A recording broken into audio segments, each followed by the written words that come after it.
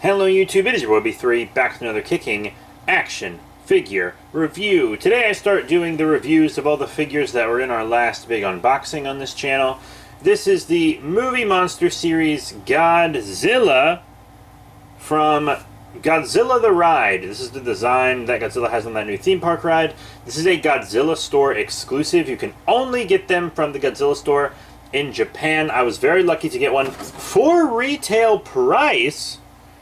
Yeah, they have skyrocketed in price on the aftermarket, so I got one for base price, which is really fantastic.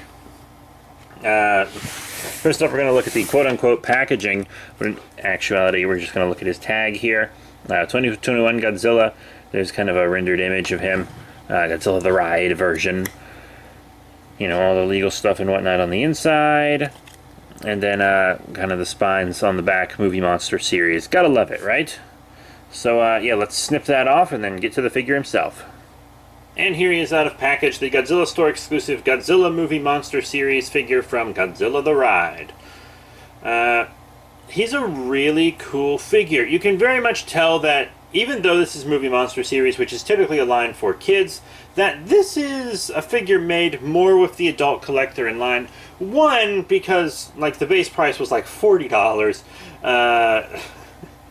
which is a pretty good bit of dank cash. But also because the detail and paint are quite beyond what I'm used to in our modern Movie Monster Series line. Just to show some of that off, I like his like bear claw hands. They're very bear claw-ish, as you can see here. That's pretty cool. He's got a tiny little head with a painted up mouth, and I like the blank white eyes. I always like that on a Godzilla, you know? I think it looks pretty good. As you can see, he's got quite an overall texture to him. You know, it's very interesting spines here. A lot of wash all over the body. Long tail. Which even has some, like, budding thagonizers on the end. Very cool. You got lots of big old suckable toes. The toenails are painted on the top, but not on the bottom, but it really doesn't matter that they're not painted on the bottom at all. I mean, he's really thick. He's a very thick boy. Very wide torso. He's got some tight pecs. Very cool. He's a very dope looking figure. Articulation wise, he's got forward and back on the arms and also the legs. And there's nothing on the tail. I kind of expected a joint on the tail, but there's no tail articulation. I mean, that's plenty of articulation for one of these vinyl Godzillas. You know, it's actually a really cool looking figure. It's a unique Godzilla design that I really enjoy, but also it's, you know, still keeps to the traditional stuff, you know what I mean? But he's really cool. So now we're going to get into size comparisons. So for our first size comparison, we're going to show him with his opposite here.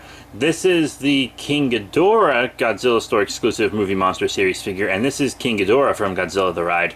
He will very likely be the very next review. So be sure to hit subscribe and hit that notification bell if you would like to see that.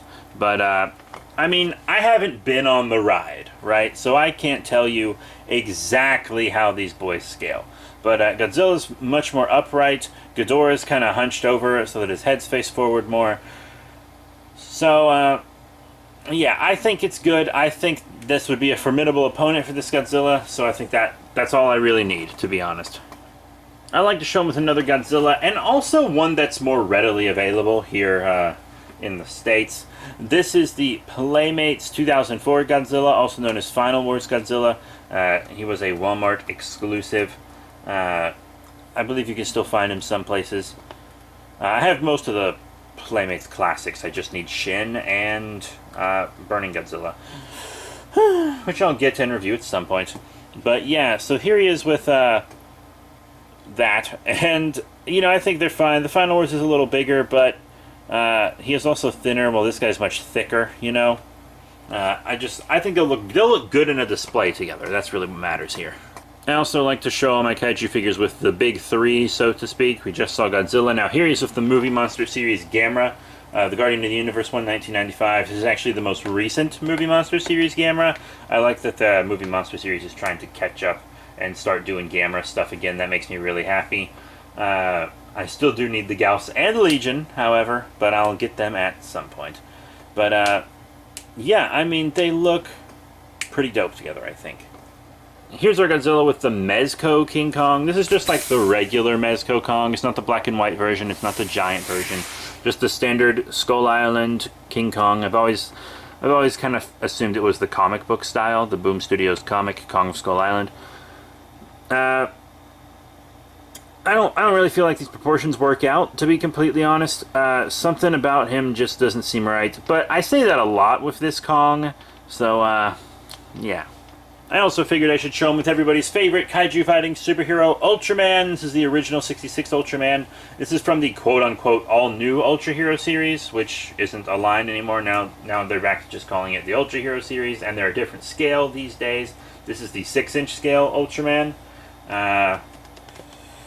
Yeah, not the smaller one. But, you know, I think he looks pretty good with the Godzilla.